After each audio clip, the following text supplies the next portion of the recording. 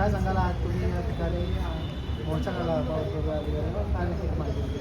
आज देशातील महाराष्ट्रातील प्रत्येक माणूस महागाईने त्रस्त झालेला आहे। आज पेट्रोल डिझेलचे भाव जे गगनाला भिडलेले आहेत, कारण की 35% व्याट जर गरीब कष्टकरी समाजावरती लावला जाईल तर त्याच्यामुळं तो जो हवालदिल झालेला आहे, अन्नधान्याचा भाव वाढलेला आहे।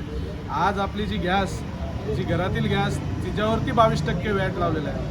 तर या व्याट कुठेतरी काढून सर्वसामान्य माणसाला कुठेतरी दिलासा देण्यासाठी सरकार असते, पण ही जुलमी सरकार आज कुठेतरी ज्या पद्धतीने परकीय आक्रमण करतात आणि देशाला लुटतात, अशा पद्धतीचे आक्रमण जणू काही BJPने सरकार आल्यापासून लोकांवरती केलेलं आहे।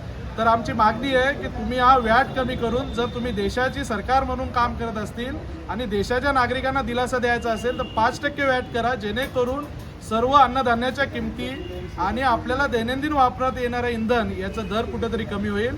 अन्यथा जनता कुठेतरी आपल्या महागाईशी लढता शहीद होईल।